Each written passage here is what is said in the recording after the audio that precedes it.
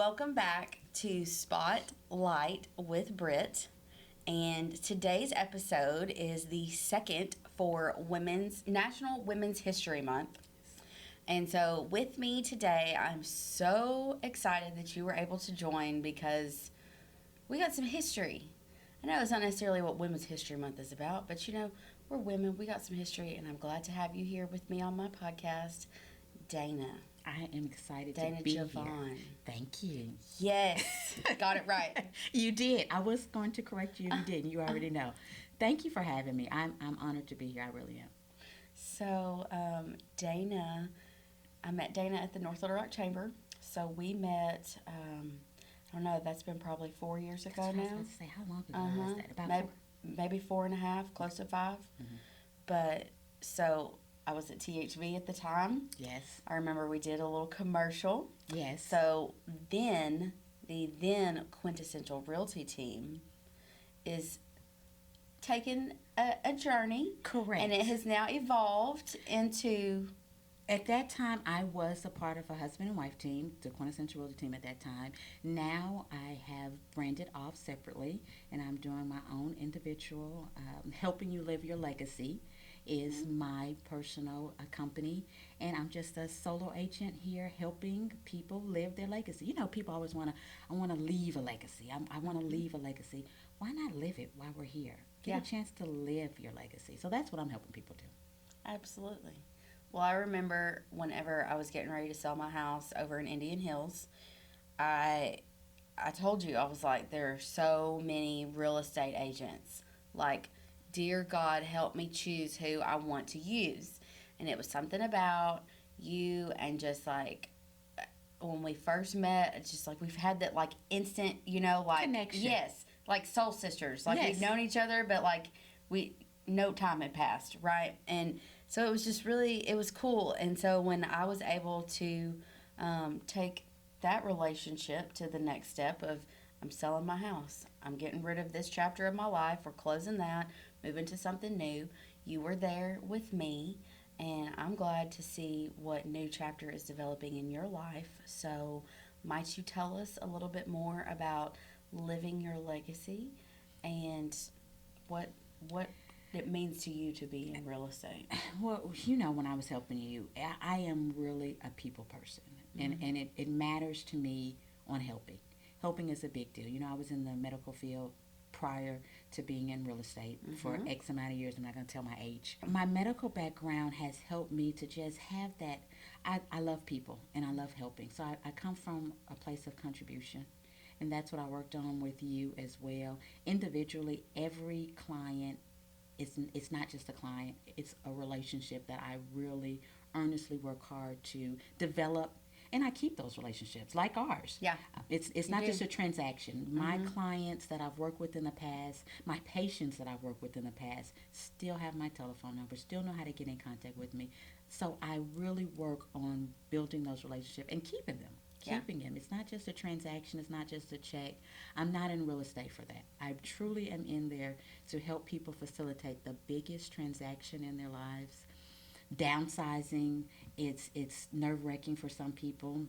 My older clients, it's a lot to have to get things in order and understand what's going on. They may have lost a spouse or just reliving their life and changing. So change is scary. So if you have someone in your corner that is actually considering the steps and really cares, it makes it that much more comfortable. And so I hope that's what I was able to get accomplished with you in your sale. And just knowing that you've got somebody in your corner, and that's what I aim to do. Yeah, you definitely, between you and Terry Young, she was over at AFCU. Yes. So the two of y'all, I felt so much more knowledgeable coming out of that process. And I honestly, I feel like that level of comfortability, if and when it comes to selling my home now, I obviously will end up working together because, like you said, you build that relationship. So you go back to that person because you maintain that contact and you keep that door open. Yes. And I used to say that all the time. It's like advertising. That relationship, that partnership should not be transactional. Like when I was at the Yellow Pages, those people wanted to see you one time a year, and that was when their ads were about to come out in the new book, and they knew it was February of every year, and they. It. And there was also no time, you know. You got to make that time to develop that relationship. And there were like so many people, you just had to turn and burn. But with you, you get to help in a more personal and a more like intimate kind of setting. You said it, Brittany. You said make the time. Yeah. You have to make the time. It's not like I have a whole lot of time on my hands. I mean, however, each client that I work with thinks they're my only client. I mean, that they know they're not because I inform them. However, my response time, my information that I give them, and I'm realistic. If I'm not going to be able to get back into contact with you today because I have X amount of appointments, I'm going to let you know, hey, it may not be today, maybe tomorrow morning or mid-afternoon. I'm realistic. I don't have you sitting up waiting and expecting something when I know I'm not able to do it. And that level of honesty is good. I'm very transparent. Yeah. I'm very transparent. I'm going to tell you just what I feel like it is and just let you make an informed decision. But I'm honest, and that's the way I do it. Because my integrity, this business, you have to have good reputation. Your name speaks volumes for you. So if you've got people that you know, like, and trust, and they know you're going to do good business, that's walking, talking, advertising in itself. It really is. Yeah. Yeah, and another thing I remember about that process is that I was looking at different things around the house that I thought might need attention before we listed it, right? So we did the walkthrough, and you brought some things to my attention that I didn't realize, even though I was in the house every day, right? And you're like, okay, so this is what you could do, and I hear what you're saying you want to do, but you kind of talked me through and gave me something else to consider before just making that snap decision and spending money, rather wasting money that I didn't have to. So by just really taking that detailed approach, I feel like you serve your clients that much better. So I really hope that we get some leads for you out of this podcast. You and me both. Yes. And, we're still looking for a sponsor for the podcast, so we can totally discuss that off. Oh, here she goes with something else. You already got me here like this, okay? Oh, okay. So let's see. So we talked about getting to know each other and the process of you being my real estate agent. And now on my other podcast, I've gotten a little bit of a story, of the personal side of the people that I'm interviewing. And so with you, I know you mentioned before that, you've taken a turn and you are now, again, Danah Givan. I am. And so tell me about something that maybe I don't know, or something that not a lot of people know, that is a trial that you've overcome and made you a stronger person, because I know you've been through some stuff and you are strong, and I'm not trying to make you cry, and you can tell as much or as little as you like, but this podcast is about inspiration and bringing hope to people and spotting light in situations, personal or professional. And I mean, kind of like this sign we were talking about, there are no flowers without a little rain. Yes. And you've been through the rain, so tell me about the rain, through the storm, and to the light. It was a tsunami. Okay, it wasn't just rain. It was all of the weather disasters all balled up into one. So in 2020, my 15-year-old son, died in 2020, which was horrific, to say the least. However, where I am now in life is because of him. My transition, the last 4 years have been trying, to say the least. However, that has been my testimony. It was my test to give me a testimony. I often say, and I said this morning to myself, of course, my son died. However, I'm able to live differently. I'm able to live totally and freely. As mothers, parents, sisters, wives, aunties, we have those titles, we have those names, and we get bamboozled and just in the hustle and bustle of life to where we lose ourselves. We truly lose ourselves. So I have always been a very active mom, very active in my children's life, just giving everything. I'm just that person. I'm just a giver. I go the extra mile and do and go, which is all good until you have to take care of yourself. So I was everything to everybody and nothing to myself, and nothing for myself. Okay, so I gave and gave and gave. And then once I looked around, and it took, like I said, the death of my son, because life happens, grief and tragedy, and it sends people in all different directions. So when I was sitting there and dealing with the grief, and because I sat in it and I dealt with it, and I looked around and I realized where my support was, what I envisioned my support was. Because people don't disappoint you, their expectations. My expectations are people disappointing me. So what I expected people to do and who I expected people to be wasn't what it was.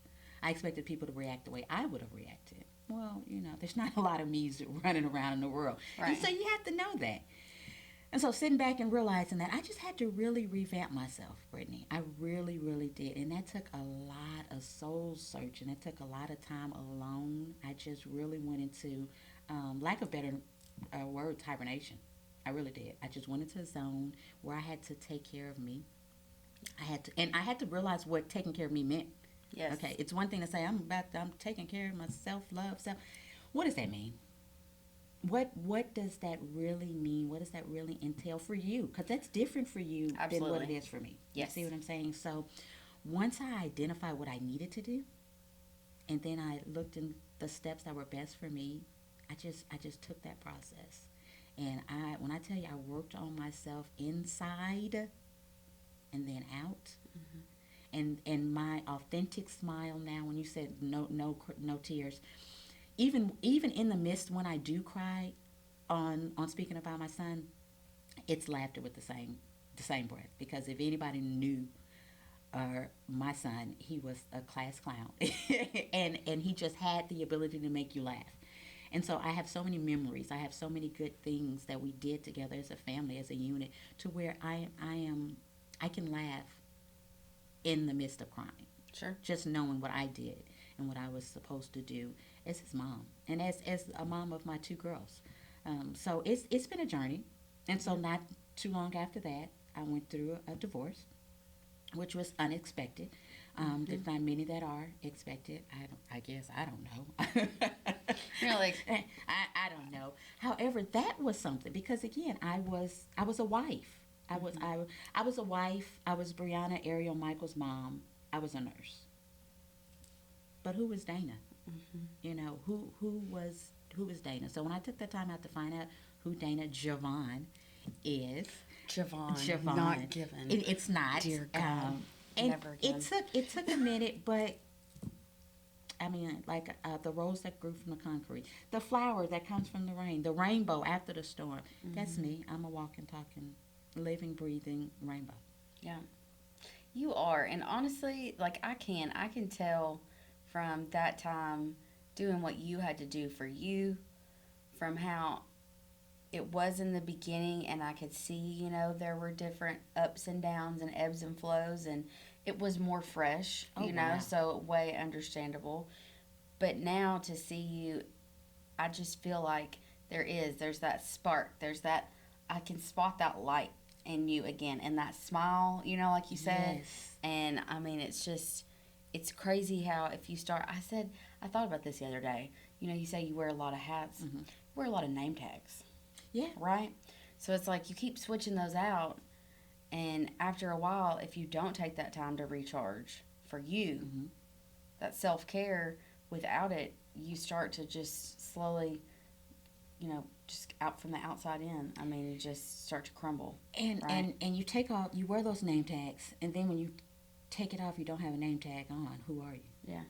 Like, I mean, in the room full of mothers, and I felt okay because I was around mothers, but who am I? I was part of the team, and I was part of a team, but who was I? And so it took me at 40 plus, it took me some time to get my identity. And so that's a goal that I have for a lot of people. grieving, knowing how to grieve, and just being okay with grief. You know, a lot of people, oh, it won't last, it'll get better. Lies and more lies and then more lies. It doesn't. It doesn't get any better. It doesn't. However, grief is just a reminder on how much you love the person you're missing. And it is. And you just have to channel it in a way that is powerful to use it as motivation. Yeah. So where I was just stuck, I mean, just physically, and I don't get me wrong, I still have days like this. I still have moments where it gets emotional and things like that. But when I was physically stuck, unable to move, unable to figure it out, come up with the next game plan and everything, I had to take that moment and just realize now I hit a moment, I realize, I know what it is, I can identify it as being grief, I can identify it as being a hard day, and I keep moving. I used to not do anything on Fridays, okay? Fridays were my day. Don't ask me to do anything. People wouldn't even call me on Fridays because they knew that it was just, my son died on a Friday. It was certain little things, little triggers that were just unbelievable. I didn't think I would ever get dressed on a Friday. It was just like unbelievable, the amount of pain. However, that grief now is just my motivation. I use it as fire. So that little spark that you see, that's what it is. Yeah. Well, that's funny. So your Friday is really like your Sunday, because I know in real estate there's a lot of open houses that go on Sundays, and people like to go and do their hunting for their new home after they get out of church or after everybody gets up and they go get their donuts, and they're done hanging out and just kind of chilling for a little bit. They want to get out and go look. So that's great, though, again, that you're intentional with that time. I talked about that in a previous episode. Just really not letting anything get in the way of whatever you have blocked out for that 2, 3, 4 hours, and just do it. Take that, check it off the list, and then what's the next thing I can do? And just in the back of your mind, yes, I'm here to serve others, but if I don't care about myself at the end of the day, then I'm no good. Yeah. I'm no good to anybody else. If illustration, an ambulance. I heard this one time. Ambulance goes all day, all around, saving people. If that ambulance doesn't get an oil change, doesn't get gas, doesn't get this regular maintenance, it ain't picking up nobody.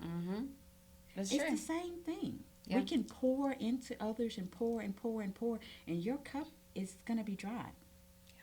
You can't keep giving and giving and giving without replenishing yourself. Yeah. And that's what I had to realize. And again, what replenishing Danah looks like is slightly different than what replenishing Brittany looks like, you know. It can be just a few days or a few hours with getting your nail. It doesn't, the length of time you devote to it, what activity you do, that's all irrelevant. It's up to the person. But something needs to happen. And I'm very particular about that with moms and parents now, because I see that. It's something that we were that's how we were taught. Give everything, pour all into, which is good, yes, but where are you getting your fuel from? Where we get up, we go, oh, I went to the grocery store, and that's not a break. Right. You're shopping. That's a chore. You're shopping for the family, right? So you have to find that little bit of time to recharge and to get yourself together. Yeah. With tragedies, after life, after divorce, after all of that, after death, yes, but even without all that, because there are going to be hurdles. You're going to find something in this world that's going to knock the wind out of you.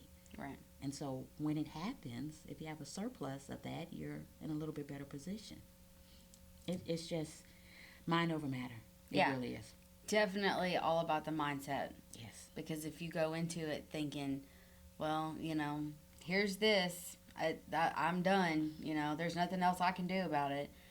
Take the approach of looking at the positive. Yes. Well, without this wouldn't have happened. Exactly. And in the moment, more often than not, we want to go to the negative and the frustrated and the angry, but it's practicing that, just being in the moment and realizing, hey, somebody has it worse off than I do, and that somebody is times however many hundreds of thousands, a million people. You What know. we focus on expands. If we sit up and focus on the negative, Hmm. oh, woe, it's me. Oh, it's so sad. Oh, awful me.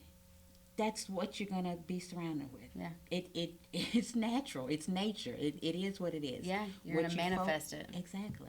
Yeah. You speak it into existence. It's a lot of little statements that you would hear when you were young, and I'm like, huh, what is that? Now I'm like, Yeah. how? I know what that means now. Right. I've got that, so it makes a difference. But yeah, what you manifest, mindset is everything. Yeah. Mind over matter. You have to. I did the marathon last year. I didn't get a chance to do it this year, or it might have been 2 years ago. However, I did the 26 miles, and again, it was just mental. It was a mental. Yes, my body did it. However, I was in my mind the entire time, just talking and just making it happen. It's all mental. Once you get that mind in order, Yeah. the body's gonna follow. Yeah. So I've just been working on that. Well, so it all sounds, like things are on the swing up for you, and I look forward to seeing what happens 6 months from now, a year from now, because we've been kind of going our different ways Yes. with everything that's been going on in each of our lives. Yes. But I know it's going to be great, and I know there've been a couple of times that there have been some networking events, and I get it. It's like, hey, yeah, I want to come, and then work happens, right? Yes. And it's like sometimes work calls, but at the same time, we're going to be intentional about this. You're right. And so since we're talking about manifesting, we're going to get you to one of Eve's events. Yes. So that's coming up, and you'll have to listen because I'll be interviewing her soon as well. And she's all about women empowerment. And so between her and there's a lady that is over, there's a nonprofit that I'm helping, First and 45. Okay. And Fitzhill is the one that started it. And there's a lady that she helps run the support group that they have for mothers. Okay. So it's called, the acronym is MOBS SAD, and it's Mothers of Black Sons Standing Against Death. Okay. So that'll be another one I'm interested. that you're gonna have to tune into. Definitely. And so yeah, I'm really excited about us getting you back into some circles and getting reconnected and just telling a little bit about what you're doing now. And is there any tip for real estate that maybe if you had like a top thing to tell people, and I know that's probably hard to just pinpoint one thing. You already know. Every transaction is different. So if you're interested in buying or selling, getting advice from friends and family who may have bought and sold is good.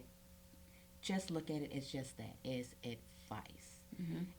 It's not, just because that transaction went like that does not mean yours is going to go that way.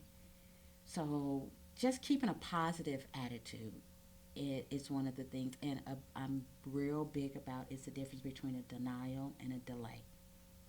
Just because it's not right now, you're not ready at this time, don't get discouraged and just go all off willy-nilly buying everything and just forgetting your goal.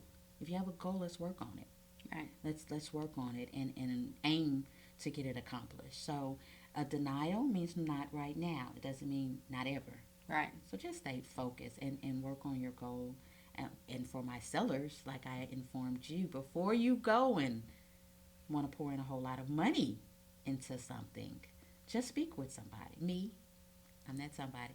And just see if it's necessary. Because you can want to paint the walls. You like the red wall, and I want to get a more neutral color, so I'm going to go and buy paint and paint the whole house gray. And the people coming in are probably going to want a red or yellow. I mean, there's no... So just let's speak with somebody before pouring in extra money in something that may not be necessary. Because you never know. The market is good right now for buying and selling. So it's good to think about investing, and even investing. There's a lot of investment going on in our natural state, a lot.